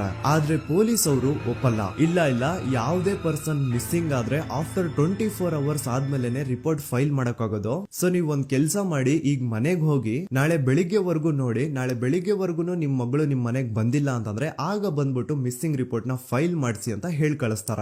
ಆಗ ಆಲ್ಮೋಸ್ಟ್ ಮಿಡ್ ನೈಟ್ ಆಗಿರೋದ್ರಿಂದ ಅಂಡ್ ಮಳೆ ಬೇರೆ ತುಂಬಾ ಜೋರಾಗಿ ಬರ್ತಾ ಇರುತ್ತೆ. ಸೊ ಈ ಸಿಚುವೇಶನ್ ಅಲ್ಲಿ ಸೌಜನ್ಯನ ಹುಡುಕ್ಲಿಕ್ಕೆ ಆಗಲ್ಲ. ನಾಳೆ ಬೆಳಿಗ್ಗೆ ಸೇರ್ಕೊಂಡು ಅಗೇನ್ ಎಲ್ರು ಸೌಜನ್ಯನ ಹುಡುಕುವ ಅಂತ ಸೌಜನ್ಯನ ಮನೆಯವರು ಅಂಡ್ ಊರಿನ ಜನ ಎಲ್ರು ತಮ್ಮ ಮನೆಗೆ ಹೋಗ್ಬಿಡ್ತಾರ. ನೆಕ್ಸ್ಟ್ ದಿನ ಅಂದ್ರೆ 10 ಅಕ್ಟೋಬರ್ 2012 ಬುಧವಾರ ದಿನ ಬೆಳಿಗ್ಗೆ 10 ಗಂಟೆ ಹಾಗೆ ಸೌಜನ್ಯನ ಮನೆಯವರು ಅಂಡ್ ಊರಿನ 200-300 ಜನ ಸೇರ್ಕೊಂಡು ಅಗೇನ್ ಸೌಜನ್ಯಗೋಸ್ಕರ ಹುಡುಕಾಟ ಸ್ಟಾರ್ಟ್ ಮಾಡ್ತಾರ. ಹುಡುಕಾಟ ಪ್ರಾರಂಭಿಸಿದ್ದು ವಿತಿನ್ 2 ಅವರ್ಸ್ ಒಳಗಡೆನೆ ಸೌಜನ್ಯ ಸಿಗ್ತಾಳೆ. ಆದ್ರೆ ಶವ ಆಗಿ ಆ 200-300 ಊರಿನ ಜನ ಎಲ್ಲ ಸೇರ್ಕೊಂಡು ಏನ್ ಸೌಜನ್ಯನ ಹುಡುಕ್ತಾ ಇದ್ರು ಅದರಲ್ಲಿ ಯಾರೋ ಒಬ್ರಿಗೆ ಸೌಜನ್ಯನ ಮನೆಯಿಂದ ಕೇವಲ 10 ನಿಮಿಷ ದೂರದಲ್ಲಿರುವಂತಹ ಒಂದು ಹಳ್ಳನ ದಡದಲ್ಲಿ ಸೌಜನ್ಯನ ಮೃತದೇಹ ಸಿಗುತ್ತಾ. ಈಗ ಸತ್ತಿರುವಂತಹ ಸೌಜನ್ಯನ ಡೆಡ್ ಬಾಡಿ ಯಾವ ಒಂದು ಕಂಡೀಷನ್ ಅಲ್ಲಿ ಇತ್ತು ಅಂತ ಹೇಳ್ತೀನಿ, ಸ್ವಲ್ಪ ಗಮನ ಇಟ್ಟು ಕೇಳಿಸ್ಕೊಳ್ಳಿ. ಅವಳ ಕೈಗಳನ್ನ ಅವಳದೇ ದುಪಟ್ಟ ಅಂಡ್ ID ಕಾರ್ಡ್ ಇಂದ ಮರಕ್ಕೆ ಕಟ್ಟಿರ್ತಾರ. ಅವಳ ಬಾಡಿ ಎಲ್ಲ ನೇಕೆಡ್ ಇರುತ್ತೆ, ಮೈ ಮೇಲೆ ಸರಿಯಾದ ಬಟ್ಟೆ ಇರಲ್ಲ, ಮೈ ಮೇಲೆ ಮಲ್ಟಿಪಲ್ ಕಟ್ ಮಾರ್ಕ್ಸ್ ಇರುತ್ತೆ, ತುಂಬಾ ಜೋರಾಗಿ ಹೊಡೆದಿರುವಂತಹ ಗಾಯಗಳು ಮೈ ಮೇಲೆ ಎದ್ದು ಕಾಣಿಸ್ತಿರ್ತವೆ. ಅವಳ ರಿಪ್ಸ್ ಎದೆ ಭಾಗದ ಮೂಳೆಗಳೆಲ್ಲ ಮುರಿದು ಹೋಗ್ಬಿಟ್ಟಿರ್ತವೆ. And most brutal part is ಅವಳ ಯೋನಿ, ಅವಳ ಏನಿತ್ತು ಅದ್ರ ಒಳಗಡೆ 6 ಇಂಚ್ ಮಣ್ಣು ತುಂಬಿರ್ತಾರೆ. ಆ ಬಾಡಿ ಕಂಡೀಷನ್ ನ ನೋಡಿದಾದ್ಮೇಲೆ ಒಂದಂತೂ ತುಂಬಾ ಕ್ಲಿಯರ್ ಆಗಿ ಅರ್ಥ ಆಗುತ್ತೆ, ಅವಳನ್ನ ಯಾರೋ ತುಂಬಾ ಫೋರ್ಸ್ಫುಲಿ ಮಾಡಿ ನಂತರ ನಿರ್ದಯವಾಗಿ ಸಾಯಿಸಿದ್ದಾರೆ ಅಂತ. ಇಲ್ಲಿ ಕ್ರಿಮಿನಲ್ಸ್ ನ ಬುದ್ಧಿವಂತಿಕೆ ನೋಡಿ ಪೊಲೀಸ್ ಅವ್ರಿಗೆ ಏನೂ ಸುಳಿವು ಸಿಗ್ಬಾರ್ದು ಅಂತ ಅವಳ ಯೋನಿ ಒಳಗಡೆ 6 ಇಂಚ್ ಅಷ್ಟು ಮಣ್ಣು ತುಂಬ ಹೋಗಿರ್ತಾರೆ. ಸೊ ದೆನ್ ಪೊಲೀಸ್ ಅವ್ರಿಗೆ ವಿಷಯ ಗೊತ್ತಾಗುತ್ತೆ. ಅವರು ಸ್ಪಾಟ್ ಗೆ ಬಂದು ಸೌಜನ್ಯನ ಬಾಡಿನ ರಿಕವರ್ ಮಾಡಿ ಆ ಒಂದು ಸ್ಪಾಟ್ ನ ಕಂಪ್ಲೀಟ್ ಸೀಸ್ ಮಾಡ್ತಾರ. ಒಬ್ಳು ಸಾಮಾನ್ಯ ಮಿಡಲ್ ಕ್ಲಾಸ್ ಹುಡುಗಿ, ಒಬ್ಳು ವೆರಿ ಬ್ರೈಟ್ ಸ್ಟೂಡೆಂಟ್ ನ ಈ ಮಟ್ಟಿಗೆ ಇಷ್ಟು ನಿರ್ದಯವಾಗಿ ಸಾಯಿಸಿರೋದು ಯಾರು? ಇನ್ ಕೇಸ್ ಏನಾದ್ರೂ ಈ ಕ್ರೈಮ್ ಮಾಡಿದವನು ಸಿಕ್ಕಿ ಬಿದ್ರೆ ಅವನ್ನ ಸುಮ್ನೆ ಬಿಡಬಾರ್ದು ಅಂತ ಜನ ಆಕ್ರೋಶ ವ್ಯಕ್ತಪಡಿಸ್ತಾರೆ. ಅಂಡ್ ಗೆಸ್ ವಾಟ್, ನಮ್ ಪೊಲೀಸ್ ಅವರು ಇಷ್ಟೊಂದು ಫಾಸ್ಟ್ ಆಗಿ ಇನ್ವೆಸ್ಟಿಗೇಷನ್ ಕಂಪ್ಲೀಟ್ ಮಾಡ್ತಾರೆ ಅಂತ ನಾನಂತೂ ಎಕ್ಸ್ಪೆಕ್ಟ್ ಮಾಡಿರ್ಲಿಲ್ಲ. ಅಂಡ್ ಈವನ್ ಈ ಒಂದು ವಿಷಯದಿಂದ ಊರಿನ ಜನನು ಶಾಕ್ ಆಗ್ತಾರೆ. ಸೌಜನ್ಯ ಬಾಡಿ ಸಿಕ್ಕಿದ್ದು ನೆಕ್ಸ್ಟ್ ದಿನ ಅಂದ್ರೆ 11 ಅಕ್ಟೋಬರ್ 2012 ಸಂಜೆ 5 ಗಂಟೆ ಹಾಗೆ ಯಾರು ಸೌಜನ್ಯನ ಪಂಡು ಮರ್ಡರ್ ಮಾಡಿದ್ನೋ ಆ ಕ್ರಿಮಿನಲ್ ಕೂಡ ಸಿಕ್ಕಿ ಬೀಳ್ತಾನೆ. ಈಗ ನೀವು ಥಿಂಕ್ ಮಾಡ್ಬೋದು, ಸೌಜನ್ಯನ ಯಾರು ಮರ್ಡರ್ ಮಾಡಿದ್ರು ಅಂಡ್ ಯಾರ ಕ್ರೈಮ್ ನ ಮಾಡಿದ್ರು ಅವನು ನೆಕ್ಸ್ಟ್ ದಿನಾನೇ ಸಿಕ್ಕಿ ಬಿದ್ದ. ಹಾಗಿದ್ರೆ ಈ ಕೇಸ್ ಯಾವಾಗ್ಲೂ ಕ್ಲೋಸ್ ಆಗ್ಬಿಡ್ಬೇಕಿತ್ತು. ಆದ್ರೂ ಸ್ಟಿಲ್ ಇವತ್ತಿನ ದಿನವರೆಗೂ ಯಾಕೆ ಈ ಕೇಸ್ ಪದೇ ಪದೇ ನ್ಯೂಸ್ ಅಲ್ಲಿ ಬರುತ್ತೆ ಅಂದ್ರೆ, ನಮ್ ದೂತ ಸಭೆಯ ಪ್ರಜೆಗಳೇ ರೆಡಿ ಆಗಿ, ಆರೋಪಿ ಸಿಕ್ಕಾದ್ಮೇಲೆ ಈ ಕೇಸು ಕ್ಲೋಸ್ ಆಗಿಲ್ಲ. ಆಕ್ಚುಲಿ ಈ ಕೇಸು ಓಪನ್ ಆಗಿದ್ದೆ ಈಗ. ನೋಡಿ, ಸೌಜನ್ಯನ ಬಾಡಿ ಸಿಕ್ಕಿದ್ದು ನೆಕ್ಸ್ಟ್ ದಿನ ಅಂದ್ರೆ 11 ಅಕ್ಟೋಬರ್ 2012. PSI ಯೋಗೇಶ್ ಅವರು ಯಾರನ್ನ ಈ ಕೇಸಲ್ಲಿ ಅರೆಸ್ಟ್ ಮಾಡಿದ್ರು ಅಂದ್ರೆ ಆತನ ಹೆಸರು ಒಂದು ಸಂತೋಷ್ ರಾವ್. 28-29 ವಯಸ್ಸಿರುವಂತಹ Santosh Rao first of all ಧರ್ಮಸ್ಥಳದವನು ಅಲ್ವೇ ಅಲ್ಲ, ಅವನು ಶೃಂಗೇರಿ ಅವನು. ಸಂತೋಷ್ ರಾವ್ ನ ತಂದೆ ಸ್ಕೂಲ್ ಟೀಚರು ಅಂಡ್ ತಾಯಿ ಹೌಸ್ ವೈಫ್. ಸಂತೋಷ್ ಮೊದ್ಲಿಂದನೂ ಒಂದ್ ಸ್ವಲ್ಪ ಮೆಂಟಲಿ ಇಲ್ಲಿರೋದ್ರಿಂದ ಅವನಿಗೆ ವಿದ್ಯೆ ಬರಹ ಅನ್ನೋದು ತಲೆಗೆ ಹೋಗಿರಲ್ಲ. ಹಾಗಾಗಿ ಅವನು ಶೃಂಗೇರಿಯಲ್ಲಿ ಒಂದು ಹೋಟೆಲ್ ಅಲ್ಲಿ ಕೆಲಸ ಮಾಡ್ತಿರ್ತಾನೆ. ಮೆಂಟಲಿ ಅನ್ಸ್ಟೇಬಲ್ ಇದ್ರೂ ಸಹ ಈತನಿಗೆ ದೇವ್ರ ಮೇಲೆ ಬಹಳ ನಂಬಿಕೆ ಇರುತ್ತೆ. ಹಾಗಾಗಿ ತಿಂಗಳಿಗೆ ಒಮ್ಮೆ ಆದ್ರೂ, ಅಟ್ಲೀಸ್ಟ್ 2 ತಿಂಗಳಿಗೆ ಒಮ್ಮೆ ಆದ್ರೂ ಈತ ಯಾವ್ದಾದ್ರು ಒಂದು ಪುಣ್ಯಕ್ಷೇತ್ರಕ್ಕೆ ವಿಸಿಟ್ ಮಾಡಿ ಬರ್ತಿರ್ತಾನೆ. ಹಾಗೇನೆ ಈ ಸತಿನೂ ಸಹ ಈತ ಧರ್ಮಸ್ಥಳಕ್ಕೆ ಬಂದಿರ್ತಾನೆ. ಇವನು ಧರ್ಮಸ್ಥಳಕ್ಕೆ ಬಂದಿದ್ದು ದಿನಾಂಕ 9 ಅಕ್ಟೋಬರ್ 2012. ಈ ದಿನಾಂಕನ ಸ್ವಲ್ಪ ನೋಟ್ ಮಾಡಿ ಇಟ್ಕೊಳ್ಳಿ, ಯಾಕಂತಂದ್ರೆ ಮುಂದೆ ಈ ಕೇಸಲ್ಲಿ ಇದೇ ಮೇಜರ್ ಟರ್ನಿಂಗ್ ಪಾಯಿಂಟ್. ಸೊ ಸೌಜನ್ಯನ ಡೆತ್ ಆಗಿಂತ ಒಂದು ದಿನ ಹಿಂದೆ ಧರ್ಮಸ್ಥಳಕ್ಕೆ ಬಂದಿರುವಂತಹ ಸಂತೋಷ್ ರಾವ್ಗೆ ಎಲ್ಲನೂ ಉಳ್ಕೊಳ್ಳಿಕ್ಕೆ ಹೋಟೆಲ್ ಅಲ್ಲಿ ಅಥವಾ ಲಾಡ್ಜ್ ಅಲ್ಲಿ ರೂಮ್ ಸಿಗಲ್ಲ. ರೀಸನ್ ಇಷ್ಟೇ, ಸಂತೋಷ್ ರಾವ್ ನೋಡ್ಲಿಕ್ಕೆ ಸ್ವಲ್ಪ ಮೆಂಟಲಿ ಅನ್ಸ್ಟೇಬಲ್ ಪರ್ಸನ್ ತರ ಇರ್ತಾನೆ. ಅವನ ಅವತಾರ, ಅವನ ವೇಷಭೂಷಣ ಅಷ್ಟು ಸರಿ ಇರಲ್ಲ. ಹಾಗಾಗಿ ಇವನ್ಗೆ ಯಾವುದೇ ಒಂದು ಹೋಟೆಲ್ ಅಲ್ಲಿ ಅಥವಾ ಲಾಡ್ಜ್ ಅಲ್ಲಿ ಎಲ್ಲಿನೂ ರೂಮ್ ಸಿಗಲ್ಲ. ಸೊ ಉಳ್ಕೊಳ್ಳೋಕೆ ಜಾಗ ಸಿಗದೆ ಇವನೇನ್ ಮಾಡ್ತಾನೆ, ಅಲ್ಲೇ ಹತ್ರದಲ್ಲಿರುವಂತಹ ಬಾಹುಬಲಿ ಬೆಟ್ಟಕ್ಕೆ ಹೋಗಿ ಅಲ್ಲಿರುವಂತಹ ಬಾಹುಬಲಿ ಸ್ಟ್ಯಾಚ್ಯೂ ಹತ್ರನೇ ಆಶ್ರಯ ತಗೊಳ್ತಾನೆ. ಅಂಡ್ 1-2 ದಿನ ಅವನು ಅಲ್ಲೇ ಉಳ್ಕೋತಾನೆ ಕೂಡ. ಡೇ ಟೈಮ್ ಅಲ್ಲಿ ಧರ್ಮಸ್ಥಳಕ್ಕೆ ಬಂದು ಧರ್ಮಸ್ಥಳ ಶ್ರೀ ಮಂಜುನಾಥ ದೇವಸ್ಥಾನದಲ್ಲಿದ್ದು ಅಲ್ಲೇ ಪ್ರಸಾದ ಊಟ ಎಲ್ಲ ಮಾಡಿ ನಂತರ ನೈಟ್ ಆಗ್ತಿದ್ದಂಗೆ ಬಾಹುಬಲಿ ಬೆಟ್ಟಕ್ಕೆ ಹೋಗಿ ಆ ಸ್ಟ್ಯಾಚ್ಯೂ ಹತ್ರನೇ ಮಲ್ಕೊಳ್ತಿರ್ತಾನೆ. ಸೊ ಒಂದು ದಿನ ಅಂದ್ರೆ 11 ಅಕ್ಟೋಬರ್ 2012 ಸಂಜೆ 5 ಗಂಟೆ ಹಾಗೆ ಈ ಸಂತೋಷ್ ರಾವ್ ತನ್ನ ಪಾಡಿಗೆ ತಾನು ಆ ಬೆಟ್ಟದ ಮೇಲೆ ಕೂತ್ಕೊಂಡು ಸೀನರೀಸ್ ನ ಎಂಜಾಯ್ ಮಾಡ್ತಾ ಇರಬೇಕಾದ್ರೆ ಯಾರೋ ಅದೇ ಊರಿನ 5 ಜನ ಕಿಡಿಗೇಡಿಗಳು ಬಂದು ಇವನ ಹತ್ರ ಜಗಳ ತೆಗಿತಾರ. ಈ 5 ಜನ ಯಾರು ಅಂತ ನಂತರ ಹೇಳ್ತೇನೆ. ಸೊ ಈ 5 ಜನ ಕಿಡಿಗೇಡಿಗಳು ಸಂತೋಷ್ ರಾವ್ ಹತ್ರ ಜಗಳ ತೆಗೆದು ಅವನ ಅವಾಚ್ಯ ಶಬ್ದಗಳಿಂದ ಬೈದು ಅವನ್ನ ಹೊಡೆದು, ಅಷ್ಟೇ ಸಾಲದೆ ಆ 5 ಜನ ಸಂತೋಷ್ ರಾವ್ನ ಪೊಲೀಸ್ ಸ್ಟೇಷನ್ಗೆ ಎಳ್ಕೊಂಡ್ ಬಂದು ಇವನು ನಾವು ಬಾಹುಬಲಿ ಬೆಟ್ಟಕ್ಕೆ ಅಂತ ಹೋಗಿದ್ರೆ ಅಲ್ಲಿ ನಮ್ಮ ಮೇಲೆ ಅಟ್ಯಾಕ್ ಮಾಡ್ದ, ಇವ್ನು ನೋಡ್ಲಿಕ್ಕೂ ಸಹ ಒಳ್ಳೆ ಸೈಕೋ ಕಿಲ್ಲರ್ ಇದ್ದಂಗಿದಾನೆ, ನಮ್ಗೆ ಯಾಕೋ ನಿನ್ನೆ ನಮ್ಮೂರಲ್ಲಿ ನಡೆದಿರುವಂತಹ ಘಟನೆ ಆ ಸೌಜನ್ಯನ ಮರ್ಡರ್ ಇವನೇ ಮಾಡಿದಾನೆ ಅಂತ ಡೌಟ್ ಬರ್ತಿದೆ ಅಂತ ಆ 5 ಜನ ಕಿಡಿಗೇಡಿಗಳು ಸಂತೋಷ್ ರಾವ್ನ ಪೊಲೀಸ್ ಅವ್ರ ಹತ್ರ ಹಾಕೊಡ್ತಾರ. ಅಂಡ್ ಪೊಲೀಸ್ ಅವರು ಕೂಡ ಎಂತವ್ರು ನೋಡಿ, ಯಾರೋ 5 ಜನ ಕಿಡಿಗೇಡಿಗಳು ಬಂದು ಇವನೇ ಕೊಲೆ ಮಾಡಿದಾನೆ ಅಂತ ಹೇಳಿದ ತಕ್ಷಣ ಹಿಂದೆ ಮುಂದೆ ಕ್ರಾಸ್ ಚೆಕ್ ಮಾಡದೆ ಸಂತೋಷ್ ರಾವ್ನ ಅರೆಸ್ಟ್ ಮಾಡಿ ಸೌಜನ್ಯ ಕೇಸ್ ನ ಆರೋಪಿ ಸಿಕ್ಕಿದಾನೆ ಅಂತ ಎಲ್ಲಾ ಕಡೆ ಘೋಷಣೆ ಮಾಡ್ಬಿಡ್ತಾರ. ಜನರಿಗೆ ಈ ಕಡೆ ಒಂಥರ ನೆಮ್ಮದಿ, ಓ ಬಿಡಪ್ಪ ನಮ್ ಪೊಲೀಸ್ ಅವ್ರಿಗೆ ತಮ್ಮ ಡ್ಯೂಟಿ ಮೇಲೆ ಎಷ್ಟೊಂದು ನಿಷ್ಠೆ ಇದೆ, ಒಂದೇ ದಿನದಲ್ಲಿ ಆರೋಪಿನ ಹಿಡಿದ್ಬಿಟ್ರ ಅಂತ ಪೊಲೀಸ್ ಅವ್ರ ಮೇಲೆ ಫುಲ್ ಒಂಥರ ಹೊಗಳ್ತಾ ಇರ್ತಾರೆ. ಆದ್ರೆ ಪಾಪ ಜನರಿಗೆ ಎಲ್ಲಿ ಗೊತ್ತಿತ್ತು ಈ ಕೇಸ್ ನ ರಿಯಲ್ ಆರೋಪಿ ಬೇರೆ ಯಾರೋ ಇದಾರೆ, ಪೊಲೀಸ್ ಅವರೇ ಈ ಕೇಸ್ ನ ಮಿಸ್ಲೀಡ್ ಮಾಡೋದಕ್ಕೆ ಸುಮ್ನೆ ಸಂತೋಷ್ ನ ಅರೆಸ್ಟ್ ಮಾಡಿದ್ದಾರೆ ಅಂತ. ಸೊ ಸಂತೋಷ್ ರಾವ್ ಒಂದು ಹುಡುಗಿಯ ರೇಪ್ ಅಂಡ್ ಮರ್ಡರ್ ಕೇಸ್ ಅಲ್ಲಿ ಅರೆಸ್ಟ್ ಆಗಿದ್ದಾನೆ ಅನ್ನೋ ವಿಷಯ ಸಂತೋಷ್ ನ ತಾಯಿಗೆ ಗೊತ್ತಾದಾಗ ಅವ್ರ ಪಾಪ ನೋವಲ್ಲಿ ಕೊರ್ಗಿ ಸಾಯ್ತಾರ. ಅಂಡ್ ಇನ್ನು ಅವ್ರ ತಂದೆ ಒಂದು ಕಡೆ ಪಾಪ ಹೆಂಡತಿನ ಕಳ್ಕೊಂಡಿರುವಂತಹ ನೋವು, ಇನ್ನೊಂದು ಕಡೆ ಮಗ ನೋಡಿದ್ರೆ ಯಾವ್ದೋ ಫಾಲ್ಸ್ ಕೇಸ್ ಅಲ್ಲಿ ಅರೆಸ್ಟ್ ಆಗಿದ್ದಾನೆ. ಈ ಕಡೆ ಕೇಸ್ ನ ಇನ್ವೆಸ್ಟಿಗೇಷನ್ ನಡೀತಾ ಇದೆ. ಅಂಡ್ ಇಲ್ಲಿ ನಾನು PSI ಯೋಗೇಶ್ ಅವ್ರ ಬಗ್ಗೆ ಅಂತೂ ಮೆನ್ಷನ್ ಮಾಡ್ಲೇಬೇಕು. ಈ ಪೊಲೀಸ್ ಆಫೀಸರು ಗೊತ್ತಿದ್ದು ಈ ತಪ್ಪನ ಮಾಡಿದ್ರು ಅಥವಾ ಗೊತ್ತಿಲ್ದೇನೆ ಈ ತಪ್ಪನ ಮಾಡಿದ್ರು ನನ್ಗಂತೂ ಗೊತ್ತಿಲ್ಲ.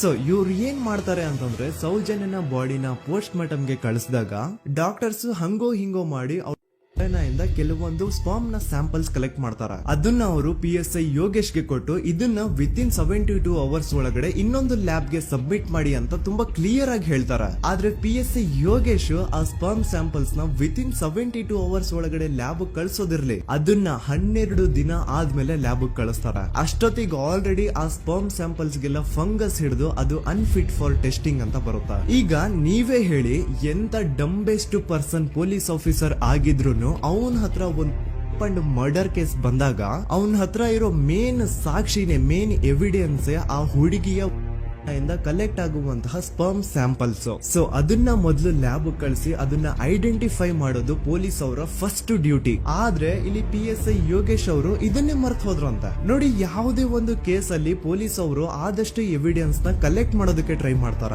ಆದ್ರೆ ಈ ಒಂದು ಕೇಸ್ ಅಲ್ಲಿ ಮಾತ್ರ ಪೊಲೀಸ್ ಅವರು ಎವಿಡೆನ್ಸ್ ನ ಕಲೆಕ್ಟ್ ಮಾಡೋ ಬದಲಾಗಿ ಎವಿಡೆನ್ಸ್ ನ ಡಿಸ್ಟ್ರಾಯ್ ಮಾಡೋದ್ರಲ್ಲಿ ಮುಂದೆ ಇದ್ರು. ಅಷ್ಟೇ ಅಲ್ಲದೆ ಈ ಪೊಲೀಸ್ ಆಫೀಸರ್ ಸೇರ್ಕೊಂಡು ಸಂತೋಷ್ ರಾವ್ಗೆ ಸೆಲ್ ಅಲ್ಲಿ ಎಂತ ಟಾರ್ಚರ್, ಎಂತ ಹಿಂಸೆ ಕೊಡ್ತಾರೆ ಅಂದ್ರೆ ನೆನ್ಸ್ಕೊಂಡ್ರೆ ಮೈ ಝುಮ್ ಅನ್ನುತ್ತಾ. ಹೊಡಿಯೋದು, ಕೆಟ್ಟದಾಗ ಬೈಯೋದು ಇದೆಲ್ಲ common. Most brutal parties Santosh ರಾವ್ನ ಪ್ಯಾಂಟ್ ಬಿಚ್ಚಿ ಅವನ ಪ್ರೈವೇಟ್ ಪಾರ್ಟ್ ಮೇಲೆ ಬಿಸಿ ಬಿಸಿ ಕುದೀತಾ ಇರುವಂತಹ ನೀರ್ ಚಲ್ತಾರ. ಈ ಕ್ರೈಮ್ ನೀನೇ ಮಾಡಿದ್ಯಾ ಅಂತ ಒಪ್ಕೋ, ಇಲ್ಲ ಅಂತಂದ್ರೆ ನಿನ್ನ ಸೆಲ್ ಒಳಗಡೆನೆ ಸಾಯಿಸ್ಬಿಡ್ತೀವಿ, ನಿನ್ನ ತಂದೆ ತಾಯಿ ಎಲ್ರು ಸಾಯಿಸ್ಬಿಡ್ತೀವಿ ಅಂತ ಬ್ಲಾಕ್ ಮೇಲ್ ಮಾಡ್ತಾರ. ನೋಡಿ, ಸಂತೋಷ್ ರಾವ್ ಜಾಗದಲ್ಲಿ ನನ್ನಂತ ನಿಮ್ಮಂತ ನಾರ್ಮಲ್ ಪರ್ಸನ್ ಯಾರಾದ್ರೂ ಇದ್ದಿದ್ರೆ ಪೊಲೀಸ್ ಅವರು ಕೊಡ್ತಿರುವಂತಹ ಹಿಂಸೆನ ತಡ್ಕೊಳಕ್ಕಾಗದೆ ಆ ಕ್ರೈಮ್ ಮಾಡಿಲ್ಲ ಅಂದ್ರೂ ಮಾಡಿದೀನಿ ಅಂತ ಒಪ್ಕೊಬಿಡ್ತಾ ಇದ್ವಿ. ಆದ್ರೆ ಸಂತೋಷ್ ರಾವ್ ಮೆಂಟಲಿ ಇಲ್ಲಿರೋದೇ ಅವನ್ಗೆ ಅಡ್ವಾಂಟೇಜ್ ಆಗೋಯ್ತು. ಪೊಲೀಸ್ಗಳು ಸಂತೋಷ್ ರಾವ್ಗೆ ಎಷ್ಟೇ ಹೊಡೆದ್ರು, ಎಷ್ಟೇ ಬೈದ್ರು, ಎಷ್ಟೇ ಬ್ಲಾಕ್ ಮೇಲ್ ಮಾಡಿದ್ರು ಸಂತೋಷ್ ರಾವ್ ಬಾಯಲ್ಲಿ ನಾನ್ ಈ ಕ್ರೈಮ್ ನ ಮಾಡಿಲ್ಲ ಅಂತಾನೆ ಬರುತ್ತೆ ಹೊರತು ಆ ಕ್ರೈಮ್ ನ ಅವನು ಒಪ್ಕೊಳ್ಳೋದೇ ಇಲ್ಲ. ದೆನ್ ಕೋರ್ಟ್ ಟ್ರಯಲ್ಸ್ ಸ್ಟಾರ್ಟ್ ಆಗುತ್ತೆ. ಈ ಕ್ರೈಮ್ ನ ಸಂತೋಷೇ ಮಾಡಿದಾನೆ ಅಂತ ಸೌಜನ್ಯ ಕಡೆಯ ಲಾಯರ್ ವಾದ ಮಾಡ್ತಾನೆ. ಅದಕ್ಕೆ ಆಪೋಸಿಟ್ ಆಗಿ ಸಂತೋಷ್ ರಾವ್ ಕಡೆಯಿಂದ ಒಬ್ರು ಲಾಯರ್ ಇಲ್ಲ, ಸಂತೋಷ್ ರಾವ್ ಈ ಕ್ರೈಮ್ ನ ಮಾಡ್ಲಿಕ್ಕೆ ಸಾಧ್ಯನೇ ಇಲ್ಲ ಅಂತ ವಾದ ಮಾಡ್ತಿರ್ತಾರ. ಅಂಡ್ ಕೋರ್ಟ್ ಇಂದ ಆಚೆಗಡೆ ಸಂತೋಷ್ ರಾವ್ ನ ಅಗೇನ್ಸ್ಟ್ ಸ್ಟೂಡೆಂಟ್ಸ್ ಪ್ರೊಟೆಸ್ಟ್ ನಡೆಯುತ್ತೆ, ಪಬ್ಲಿಕ್ ಪ್ರೊಟೆಸ್ಟ್ ನಡೆಯುತ್ತೆ. ಅರೆಸ್ಟ್ ಆಗಿರುವಂತಹ ಸಂತೋಷ್ ರಾವ್ಗೆ ಗಲ್ಲಿಗೇರಿಸ್ರಿ ಅಂತ ಅವ್ರು ಡಿಮ್ಯಾಂಡ್ ಮಾಡ್ತಿರ್ತಾರ. ಸೊ ಹೀಗೆ ಒಂದು 2-3 ವರ್ಷ ಕಳೆದು ಹೋಗುತ್ತಾ. ನಂತರ ಒಂದು ಕೋರ್ಟ್ ಟ್ರಯಲ್ ಅಲ್ಲಿ ಸಂತೋಷ್ ರಾವ್ ಪರವಾಗಿ ಹೋರಾಡ್ತಿದ್ದಂತಹ ಲಾಯರ್ ಯಾಕೆ ಈ ಕೇಸ್ ಅಲ್ಲಿ ಸಂತೋಷ್ ಆರೋಪಿ ಅಲ್ಲ ಅಂತ ಪ್ರೂವ್ ಮಾಡ್ಲಿಕ್ಕೆ ಕೆಲವೊಂದು ಪಾಯಿಂಟ್ಸ್ ನ ಮುಂದೆ ಇಡ್ತಾರ.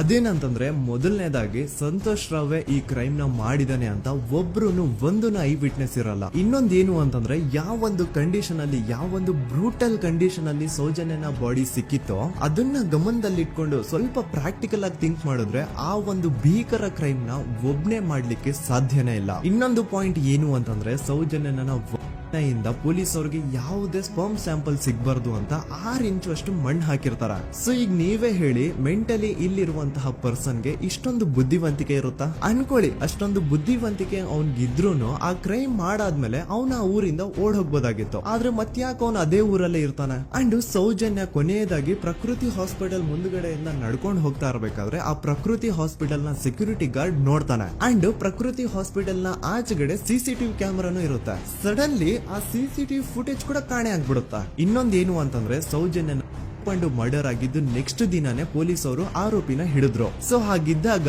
ಆ ಕಲೆಕ್ಟ್ ಮಾಡಿರುವಂತಹ ಸ್ಪರ್ಮ್ ಸ್ಯಾಂಪಲ್ಸ್ ನ ಲ್ಯಾಬ್ ಗೆ ಕಳಿಸಿ ಇವನೇ ಆರೋಪಿ ಅಂತ ಕನ್ಫರ್ಮ್ ಮಾಡೋ ಬದಲಾಗಿ ಯಾಕೆ ಪೊಲೀಸ್ ಅವರು ಆ ಸ್ಪರ್ಮ್ ಸ್ಯಾಂಪಲ್ಸ್ ನ ತಮ್ಮ ಹತ್ರನೇ ಇಟ್ಕೊಂಡು 12 ದಿನವರೆಗೂ ಅದಕ್ಕೆ ಫಂಗಸ್ ಹಿಡಿಯೋವರೆಗೂ ಕಾದು ಆಮೇಲೆ ಅದನ್ನ ಲ್ಯಾಬ್ ಕಳಿಸಿದ್ರು. ಅಂಡ್ ಮೇನ್ ಇಂಪಾರ್ಟೆಂಟ್ ಆಗಿ ಸಂತೋಷ್ ರಾವ್ಗೆ ಒಂದು ಗುಪ್ತ ರೋಗ ಇರುತ್ತೆ, ಅದೇ ಫಿಮೋಸಿಸ್ ಅಂತ. ಈ ಕಾಯಿಲೆ ಏನು ಅಂತ ನಾನು ಈ ವಿಡಿಯೋದಲ್ಲಿ ಡೀಟೇಲ್ಡ್ ಆಗಿ ಎಕ್ಸ್ಪ್ಲೈನ್ ಮಾಡ್ಲಿಕ್ಕೆ ಆಗಲ್ಲ. ಜಸ್ಟ್ ತಿಳ್ಕೊಳ್ಳಿ, ಈ ಒಂದು ಕಾಯಿಲೆ ಇರೋರು ಇಂಟಿಮಸಿ ಮಾಡ್ಲಿಕ್ಕೆ ಆಗಲ್ಲ. ಇನ್ ಕೇಸ್ ಮಾಡಿದ್ರು ಅವರು ಸುಖ ಅಲ್ಲ ನರಕ ಕಾಣ್ತಾರ. ಸೊ ಇಷ್ಟೆಲ್ಲ ವ್ಯಾಲಿಡ್ ಪಾಯಿಂಟ್ಸ್, ಇಷ್ಟೆಲ್ಲ ಫ್ಯಾಕ್ಟ್ಸ್ ಕಣ್ ಮುಂದೆ ಇರ್ಬೇಕಾದ್ರೆ ಸ್ಟಿಲ್ ಪೊಲೀಸ್ ಅವರು ಯಾಕೆ ಈ ಕ್ರೈಮ್ ನ ಸಂತೋಷ್ ರಾವೇ ಮಾಡಿದಾನೆ ಅಂತ ಇವನ್ ಹಿಂದೆ ಬಿದ್ದಿದ್ದಾರೆ. ಯಾಕೆ ಅವರು ಈ ಕ್ರೈಮ್ ಇವನ್ ಬಿಟ್ರೆ ಬೇರೆ ಯಾರಾದ್ರೂ ಮಾಡಿರ್ಬೋದಲ್ಲ ಅಂತ ಆ ಆಂಗಲ್ ಅಲ್ಲಿ ಇನ್ವೆಸ್ಟಿಗೇಷನ್ ಮಾಡ್ತಿಲ್ವಲ್ಲ ಅಂತ ಪೊಲೀಸ್ ಅವರ ಇನ್ವೆಸ್ಟಿಗೇಷನ್ ಮೇಲೆ ಈಗ ಕ್ವಶನ್ ಬರುತ್ತೆ. So after hearing all of this, ಎಲ್ಲರಿಗೂ ಈಗ ಪೊಲೀಸ್ ಅವರ ಇನ್ವೆಸ್ಟಿಗೇಷನ್ ಇನ್ವೆಸ್ಟಿಗೇಷನ್ ಮೇಲೆ ಡೌಟ್ ಬರುತ್ತೆ. ಅಂಡ್ ಈವನ್ ಸೌಜನ್ಯ ಅವ್ರ ಮನೆಯವರು ಕೂಡ ನಿಜವಾದ ಆರೋಪಿ ಸಂತೋಷ್ ಅಲ್ಲ ಅಂತ ತಮ್ಮ ಅಭಿಪ್ರಾಯನ ವ್ಯಕ್ತಪಡಿಸ್ತಾರೆ. ಆಗ ಅಲ್ಲಿವರೆಗೂ ಸಂತೋಷ್ ರಾವ್ನ ಗಲ್ಲಿಗೇರಿಸಿ ಅಂತ ಏನು student protest and public protest ಎಲ್ಲ ನಡೀತಾ ಇತ್ತು, ಈಗ ಅದೆಲ್ಲ ನಿಂತು ಹೋಗಿ ಎಲ್ಲಾ ಹೇಟ್ರೇಡ್ ಪೊಲೀಸ್ ಅವ್ರ ಕಡೆಗೆ ಹೋಗುತ್ತೆ. ಪೊಲೀಸ್ ಅವರು ಈ ಕೇಸಲ್ಲಿ ಕರಪ್ಟ್ ಆಗಿದ್ದಾರೆ, ಪೊಲೀಸ್ ಅವರೇ ಸತ್ಯ ಮುಚ್ಚಿಡ್ಲಿಕ್ಕೆ ಟ್ರೈ ಮಾಡ್ತಿದ್ದಾರೆ. ಹಾಗಾಗಿ ಈ ಕೇಸ್ ನ ಇನ್ ಮುಂದೆ ಪೊಲೀಸ್ ಅವರಲ್ಲದೆ ಸಿಬಿಐ ಅವರು ಇನ್ವೆಸ್ಟಿಗೇಷನ್ ಮಾಡಬೇಕು, ಈ ಕೇಸ್ ನ ಸಿಬಿಐ ಒಪ್ಸಿ ಅಂತ ಅಗೇನ್ ಪ್ರೊಟೆಸ್ಟ್ ಗಳು ಸ್ಟಾರ್ಟ್ ಆಗ್ತವೆ. ಸೊ ಧರ್ಮಸ್ಥಳದಲ್ಲಿ ಇಷ್ಟೊಂದು ಹೋರಾಟಗಳಾಗ್ತಿದಾವೆ, ಒಬ್ಳು ಹುಡುಗಿ ಜೊತೆ ಇಷ್ಟೊಂದು ಅನ್ಯಾಯ ಆಗಿದೆ, ಆದ್ರೂ ಸಹ ಧರ್ಮಾಧಿಕಾರಿ ಏನು ಮಾತೇ ಆಡ್ತಿಲ್ವಲ್ಲ ಈ ಹುಡುಗಿ ಬಗ್ಗೆ ಅಂತ ಜನರು ಪ್ರಶ್ನೆ ಮಾಡಿದಾಗ ಆಗ ಧರ್ಮಾಧಿಕಾರಿನೂ ಜನರು ಮುಂದೆ ಬಂದ್ಬಿಟ್ಟು ಈ ಕೇಸ್ ನ ಸಿಬಿಐ ಒಪ್ಸಿ ಅಂತ ಹೋರಾಟ ಮಾಡ್ತಾರ. ನಂತರ ಈ ಒಂದು ಕೇಸು ಪೊಲೀಸ್ ಅವರಿಂದ ಸಿಬಿಐ ಕೈಗೆ ಹೋಗುತ್ತೆ. ಸಿಬಿಐ ಕೈಗೆ ಹೋಗಿದ ತಕ್ಷಣ ಇಲ್ಲೇನು ಸತ್ಯ ಹೊರಗ್ ಬಂದಿಲ್ಲ. ಆ ಸಿಬಿಐ ಅವರು 3-4 ವರ್ಷ ಟೈಮ್ ತಗೊಂಡು ಮತ್ತೆ ಈ ಒಂದು ಕೇಸ್ ನ ರೀ ಇನ್ವೆಸ್ಟಿಗೇಷನ್ ಮಾಡ್ತಾರ. ಆದ್ರೆ ಅಲ್ಲೇನು ಇನ್ವೆಸ್ಟಿಗೇಷನ್ ಮಾಡ್ಲಿಕ್ಕೆ ಉಳಿದೇ ಇರಲ್ಲ. ಆ ಪೊಲೀಸ್ ಅವರು ಅವ್ರ ಕೈಯಲ್ಲಿ ಈ ಕೇಸು ಇದ್ದಷ್ಟು ದಿನ ಎಷ್ಟಾಗುತ್ತೋ ಅಷ್ಟು ಎವಿಡೆನ್ಸ್ ನ ಡಿಸ್ಟ್ರಾಯ್ ಮಾಡ್ಬಿಟ್ಟಿರ್ತಾರ. ಸೊ ಹಾಗಾಗಿ ಅಲ್ಲಿ ಸಿಬಿಐ ಅವ್ರಿಗೆ ಇನ್ವೆಸ್ಟಿಗೇಷನ್ ಮಾಡ್ಲಿಕ್ಕೆ ಏನ್ ಉಳಿದೇ ಇರಲ್ಲ. ಆದ್ರೂ ಸ್ಟಿಲ್ ಅವರು 3-4 ಇಯರ್ಸ್ ಟೈಮ್ ತಗೊಂಡು ನಂತರ ಫೈನಲಿ ಒಂದು ರಿಪೋರ್ಟ್ ನ ಕೋರ್ಟ್ ಗೆ ಸಬ್ಮಿಟ್ ಮಾಡ್ತಾರ. ಅಂಡ್ ಸಿಬಿಐ ಅವರು ಕೋರ್ಟ್ ಗೆ ಸಬ್ಮಿಟ್ ಮಾಡಿರುವಂತಹ ಆ ಒಂದು ರಿಪೋರ್ಟ್ ಅಲ್ಲಿ ಏನಿತ್ತು ಅಂದ್ರೆ ಸಿಬಿಐ ಇನ್ವೆಸ್ಟಿಗೇಷನ್ ಕನ್ಫರ್ಮ್ಸ್ ದಟ್ ಈ ಒಂದು ಕ್ರೈಮ್ ನ ಸಂತೋಷ್ ರಾವೇ ಮಾಡಿದಾನೆ ಅಂತ.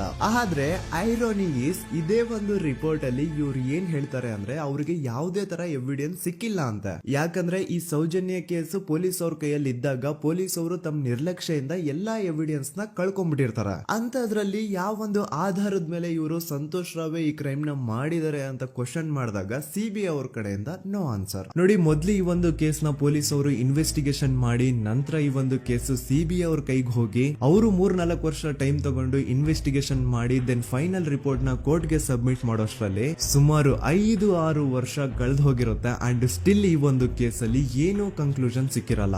ಎವ್ರಿ ಇಯರ್ ಸೌಜನ್ಯನ ಬರ್ತ್ಡೇ ಇದ್ದಾಗ ಅಥವಾ ತಿಥಿ ಇದ್ದಾಗ ಅವಳನ್ನ ನೆನೆಸ್ಕೊಂಡು ಅವಳ ಹೆಸರಲ್ಲಿ public protest and student protest ನಡೀತಾನೆ ಇರ್ತವೆ. ಸೊ ಒಂದು ದಿನ ಈ ಒಂದು ಪ್ರೊಟೆಸ್ಟ್ ಗಳ ನ್ಯೂಸ್ ಗಿರೀಶ್ ಮುಟ್ಟಣ್ಣನವರ ಗಮನಕ್ಕೆ ಬರುತ್ತೆ.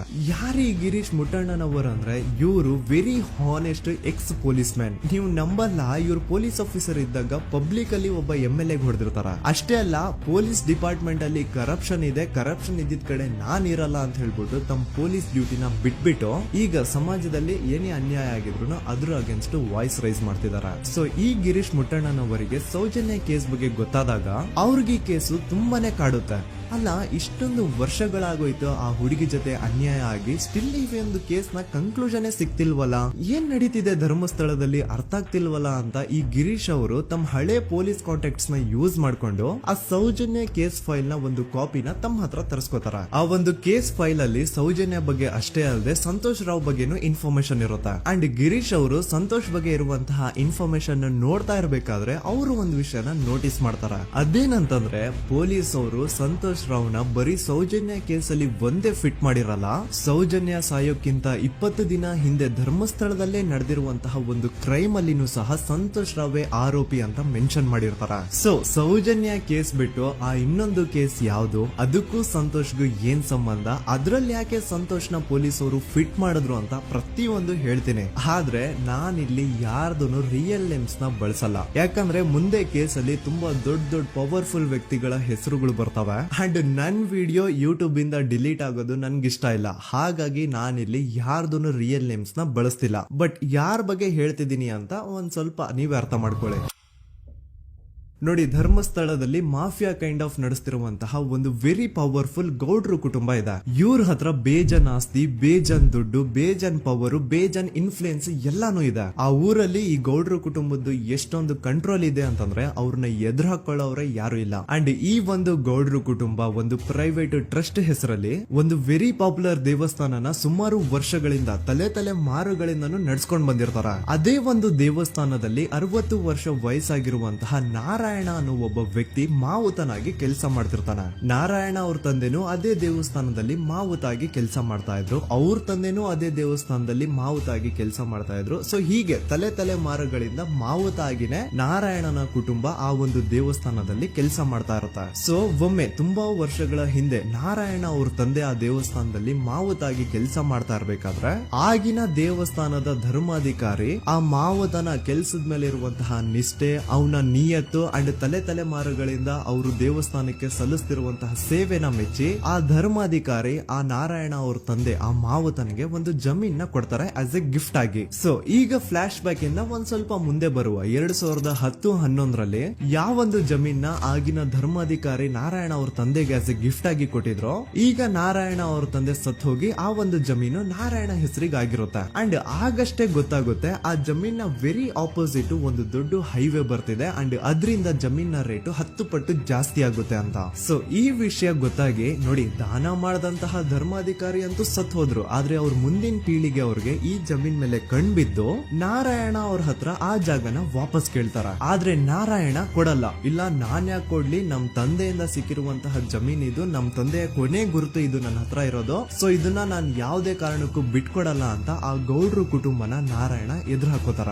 ಆಗ ಗೌಡ್ರು ಕುಟುಂಬದವ್ರಿಗೆ ಕೋಪ ಬಂದು ಅವ್ರೇನ್ ಮಾಡ್ತಾರೆ ಅಂದ್ರೆ, ನಾರಾಯಣ ಮನೆಗೆ ನೀರಿನ ಸಪ್ಲೈ ಇರುತ್ತಲ್ವಾ ಅದನ್ನ ಬಂದ್ ಮಾಡ್ತಾರ, ಎಲೆಕ್ಟ್ರಿಸಿಟಿ ಸಪ್ಲೈನು ಕಟ್ ಆಫ್ ಮಾಡ್ತಾರ, ಊರಲ್ಲಿರುವಂತಹ ಎಲ್ಲಾ ಚರಂಡಿಗಳನ್ನ ಕ್ಲೀನ್ ಮಾಡಿ ಆ ಕಸ ಏನಿರುತ್ತೋ ಅದನ್ನ ತಂದು ನಾರಾಯಣ ಮನೆ ಮುಂದೆ ಹಾಕ್ತಾರ. ಇಷ್ಟೇ ಅಲ್ಲ, ನಾರಾಯಣ ಅವ್ರ ಹೆಂಡತಿ ಮಕ್ಕಳು ಎಲ್ಲಾದ್ರೂ ಆಚೆ ಹೋಗ್ತಾ ಬರ್ತಾ ಇದ್ರೆ ಅವ್ರನ್ನ ಕೆಟ್ಟದಾಗ ಬೈಯೋದು, ಹೊಡ್ಕೊಳ್ಳೋದು, ಬಡ್ಕೊಳ್ಳೋದೆಲ್ಲ ಮಾಡ್ತಿರ್ತಾರ. ಇಷ್ಟೆಲ್ಲ ಆಗ್ತಾ ಇದ್ರು ಸ್ಟಿಲ್ ನಾರಾಯಣ ಮಾತ್ರ ಆ ಜಾಗನ ಬಿಟ್ಕೊಡಲ್ಲ. ಆ ಜಾಗದ್ಗೋಸ್ಕರ ನೀನ್ ಬೇಕಿದ್ರೆ ಇದನ್ನೆಲ್ಲ ಸಹಿಸ್ಕೊಂಡಿರಪ್ಪ, ನಮ್ ಕೈಲಂತೂ ಆಗಲ್ಲ ಅಂತ ನಾರಾಯಣನ ಹೆಂಡತಿ ಮಕ್ಕಳು ಅವನ್ನ ಬಿಟ್ಟು ಬೇರೆ ಊರಿಗೆ ಹೋಗ್ಬಿಡ್ತಾರ. ಈಗ ಮನೆಯಲ್ಲಿ ನಾರಾಯಣ ಅಂಡ್ 45 ವರ್ಷ ವಯಸ್ಸಿರುವಂತಹ ನಾರಾಯಣ ಅವ್ರ ತಂಗಿ ಯಮುನಾ ಅವ್ರು ಮಾತ್ರ ಇಬ್ರೇ ಇರ್ತಾ ಇದ್ರು.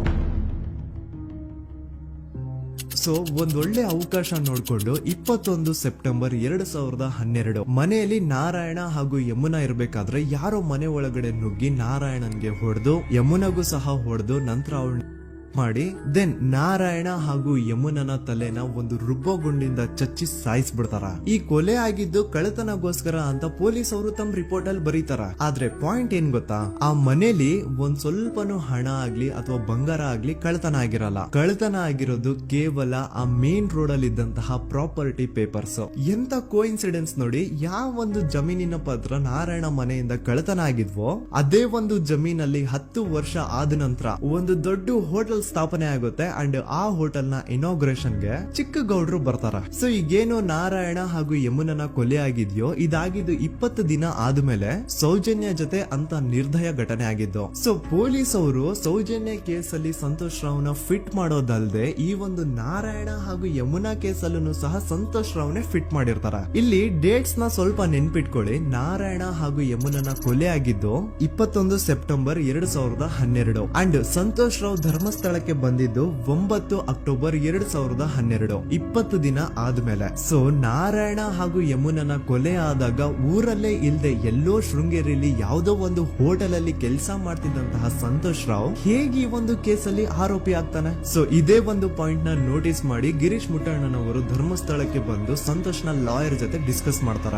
ದೆನ್ ಫೈನಲಿ ಏನೋ ತಪ್ಪು ಮಾಡದೆ ಸುಳ್ಳು ಆರೋಪಗಳಿಂದ ಕರಪ್ಟ್ ಪೊಲೀಸ್ ಆಫೀಸರ್ಸ್ ನ ಮಿಸ್ಲೀಡಿಂಗ್ ಇನ್ವೆಸ್ಟಿಗೇಷನ್ ಇಂದ ಸಂತೋಷ್ ರಾವ್ ತನ್ನ ಜೀವನದ 8-10 ವರ್ಷನ ಜೈಲಲ್ಲಿ ಕಳೆದು ಫೈನಲಿ ರಿಲೀಸ್ ಆಗ್ತಾನೆ. ಒಂಥರ ಈ ಕೇಸಿಂದ ಸಂತೋಷ್ ರಾವ್ನ ಇಡೀ ಲೈಫ್ ಸ್ಪಾಯ್ಲ್ ಆಗೋಯ್ತು. ಈಗ ಸಂತೋಷ್ ರಾವ್ ರಿಯಲ್ ಆರೋಪಿ ಅಲ್ಲ ಅಂತ ಕೋರ್ಟ್ ಅಲ್ಲಿ ಪ್ರೂವ್ ಆಯ್ತು. ಹಾಗಿದ್ರೆ ರಿಯಲ್ ಆರೋಪಿ ಯಾರು? ಪೊಲೀಸ್ ಅವರು ಯಾಕೆ ಕೇಸಲ್ಲಿ ಇಷ್ಟೊಂದು ಅನ್ಫೇರ್ ಇನ್ವೆಸ್ಟಿಗೇಷನ್ ಮಾಡಿದ್ರು? ಯಾರ ರಿಯಲ್ ಹೆಸರನ್ನ ಮುಚ್ಚಿಡ್ಲಿಕ್ಕೆ ಪೊಲೀಸ್ ಆಫೀಸರ್ಸ್ ಈ ಒಂದು ಕೇಸಲ್ಲಿ ಸಂತೋಷ್ ರಾವ್ನ ಸಿಗ್ಹಾಕ್ಸಿದ್ರು? ಇದೆಲ್ಲ ಥಿಂಕ್ ಮಾಡ್ತಾ ಹೋದ್ರೆ ನೋಡಿ, ಆ ಊರಲ್ಲಿ ಆ ಪೊಲೀಸ್ ಆಫೀಸರ್ಸ್ ಗೆ ಲಂಚ ಕೊಡೋಷ್ಟು, ಒಂದು ಪೊಲೀಸ್ ಇನ್ವೆಸ್ಟಿಗೇಷನ್ ನ ಸ್ಟಾಪ್ ಮಾಡೋಷ್ಟು ಅಥವಾ ಇನ್ವೆಸ್ಟಿಗೇಷನ್ ನ ಮಿಸ್ಲೀಡ್ ಮಾಡೋಷ್ಟು ಇನ್ಫ್ಲೂಯೆನ್ಸ್ ಆಗ್ಲಿ, ಪವರ್ ಆಗ್ಲಿ ಅಥವಾ ಮನಿ ಆಗ್ಲಿ ಊರಿನ ಗೌಡ್ರು ಹತ್ರ ಮಾತ್ರ ಇದ್ದಿದ್ದು. ಸೊ ಈಗ ಸಂಶಯದ ಮುಳ್ಳು ಗೌಡ್ರು ಕಡೆ ತಿರುಗುತ್ತಾ. ನೋಡಿ, ಪೊಲೀಸ್ ಅವರು ಸುಮ್ನೆ ಸಂತೋಷ್ ರಾವ್ನ ನಾರಾಯಣ ಹಾಗೂ ಯಮುನಾ ಕೇಸಲ್ಲಿ ಫಿಟ್ ಮಾಡಿದ್ರು. ಈಗ ಆ ಒಂದು ಕೊಲೆ ಪ್ರಕರಣಕ್ಕೂ ಸಂತೋಷ್ ರಾವ್ಗೂ ಏನು ಸಂಬಂಧನೇ ಇರ್ಲಿಲ್ಲ. ಹಂಗೆ ಥಿಂಕ್ ಮಾಡಿ, ನಾರಾಯಣ ಸತ್ರೆ ಅಥವಾ ಅವನ ತಂಗಿ ಯಮುನಾ ಸತ್ರೆ ಯಾರಿಗ ಅಡ್ವಾಂಟೇಜ್ ಆಗುತ್ತೆ? ಊರಿನ ಗೌಡ್ರಿಗೆ, ಯಾಕಂದ್ರೆ ಅವ್ರಿಗೆ ಜಮೀನ್ ಸಿಗುತ್ತಾ. ಸೊ ಈಗ ನಾರಾಯಣ ಹಾಗೂ ಯಮುನಾ ಕೇಸಲ್ಲಿ ಸಂತೋಷ್ ರಾವ್ ಆರೋಪಿ ಅಲ್ಲ ಅಂತ ಪ್ರೂವ್ ಆದ್ಮೇಲೆ ಹಾಗಿದ್ರೆ ಕೊಲೆ ಮಾಡ ಮಾಡ್ದವ್ರು ಯಾರು ಅಂತ ಹಾಗೆ ಥಿಂಕ್ ಮಾಡಿದ್ರೆ ಗಿರೀಶ್ ಮುಟ್ಟಣ್ಣನವರಿಗೆ ಆ ಊರಿನ ಗೌಡ್ರ ಮೇಲೆ ಡೌಟ್ ಬರುತ್ತೆ. ಅದೇ ಒಂದು ಡೌಟ್ ಅಲ್ಲಿ ಗಿರೀಶ್ ಮುಟ್ಟಣ್ಣನವರು ಮಹೇಶ್ ತಿಮ್ರೊಡ್ಡಿ ಅಂತ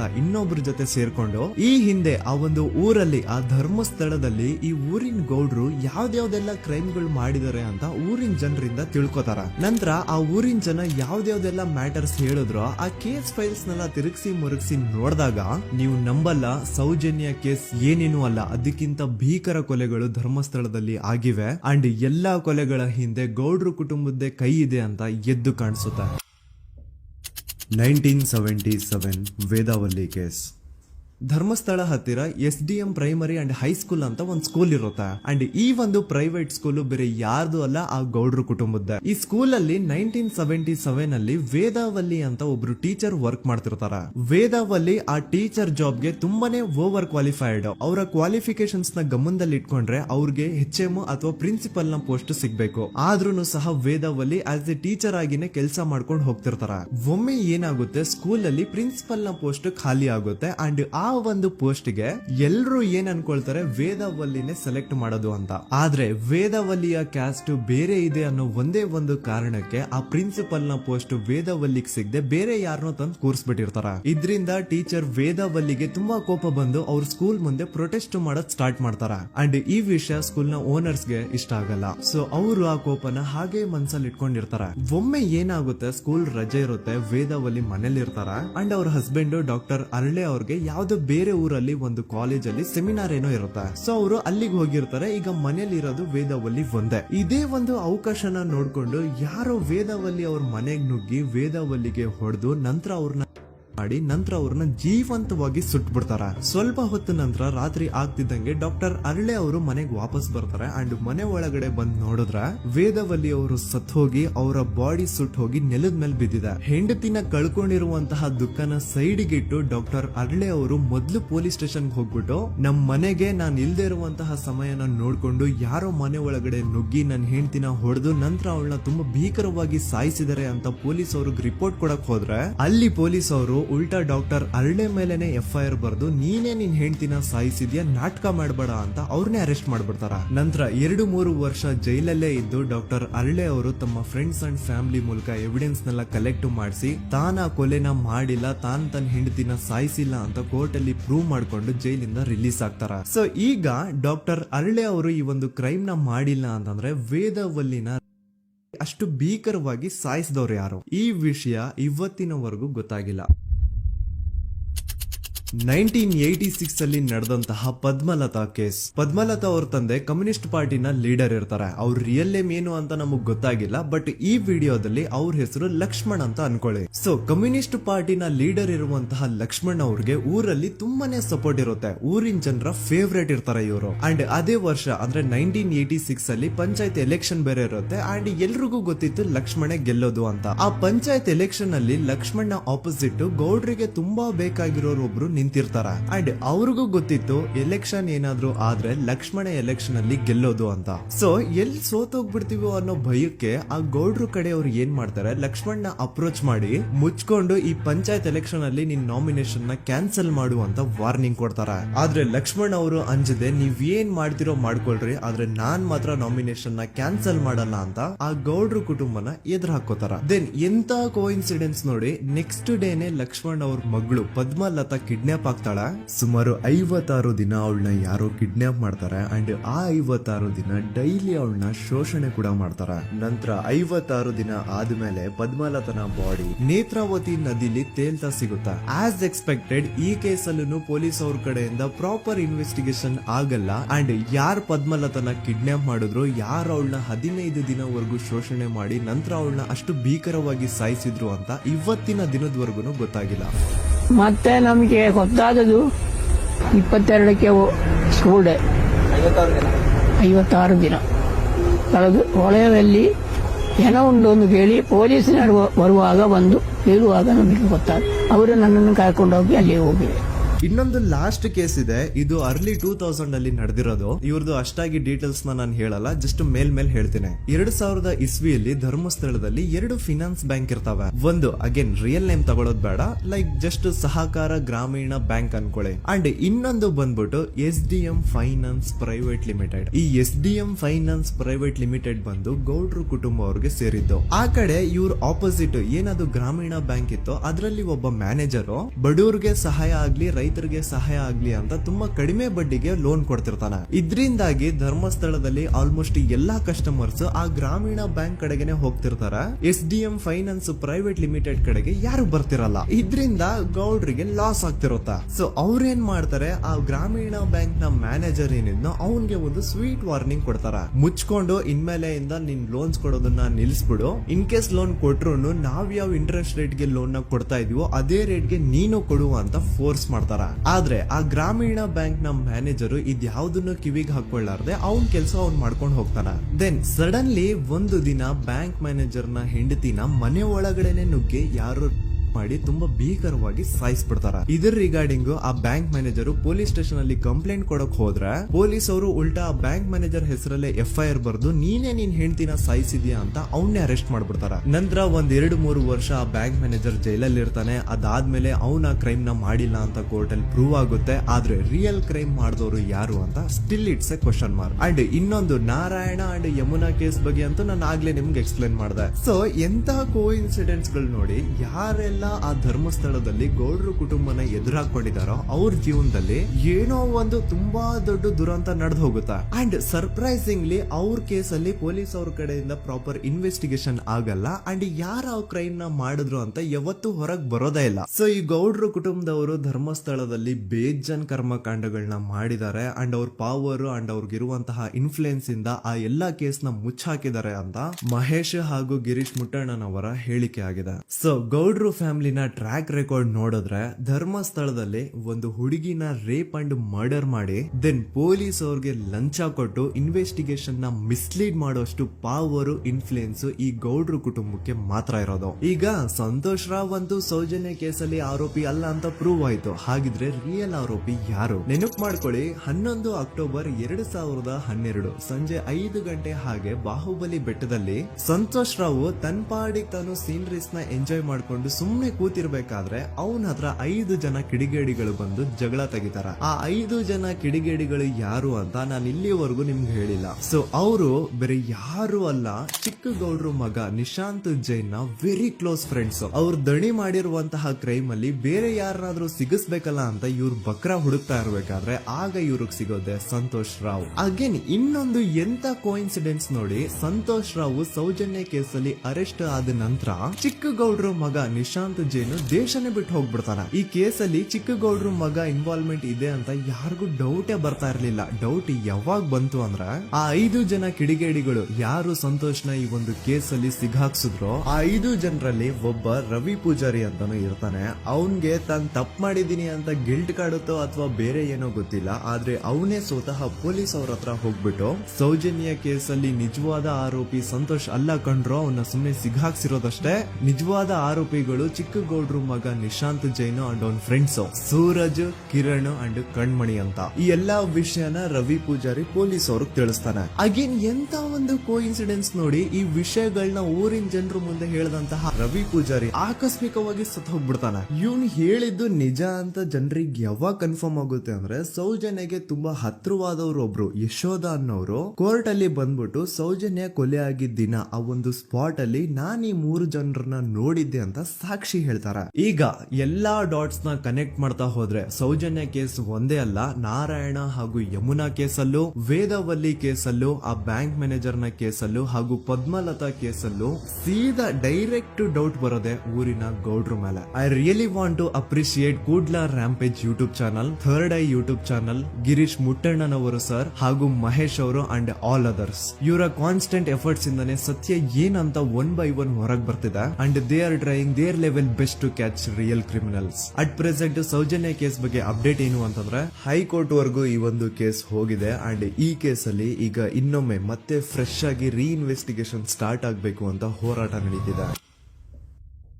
ಸುದೂತ ಪ್ರಜೆಗಳೇ, ಇದಾಗಿತ್ತು ಸೌಜನ್ಯ ಕೇಸ್ ಬಗ್ಗೆ ನಮ್ಮ ಒಂದು ಡೀಟೇಲ್ಡ್ ವಿಡಿಯೋ. ಈ ವಿಡಿಯೋದಲ್ಲಿ ನನ್ನಿಂದ ಎಲ್ಲಾದ್ರೂ ಏನಾದ್ರೂ ಚಿಕ್ಕ ಪುಟ್ಟ ಇನ್ಫಾರ್ಮೇಶನ್ ಮಿಸ್ ಆಗಿದ್ರೆ ಅಥವಾ ಮಿಸ್ಟೇಕ್ ಆಗಿದ್ರೆ ಅದನ್ನ ದಯವಿಟ್ಟು ಕಮೆಂಟ್ ಸೆಕ್ಷನ್ ಅಲ್ಲಿ ಹೈಲೈಟ್ ಮಾಡಿ. ಈ ವಿಡಿಯೋ ಯಾವಾಗ ಯೂಟ್ಯೂಬ್ ಇಂದ ಡಿಲೀಟ್ ಆಗುತ್ತೋ ನನ್ಗಂತೂ ಗೊತ್ತಿಲ್ಲ. ಸೊ ಪ್ಲೀಸ್ ಆದಷ್ಟು ಬೇಗ ಇದನ್ನ ಎಲ್ಲಾ ಕಡೆ ಶೇರ್ ಮಾಡಿ. ಓಕೆ ಪ್ರಜೆಗಳೇ, ಇವತ್ತಿಗಿಷ್ಟು ಸಾಕು ಅನ್ಕೊಳ್ತೀನಿ. ನಾನು ನಿಮ್ಮ ದೂತ ಸಮೀರ್ MD. ಮತ್ತೆ ಸಿಗ್ತೇನೆ ನೆಕ್ಸ್ಟ್ ವಿಡಿಯೋದಲ್ಲಿ.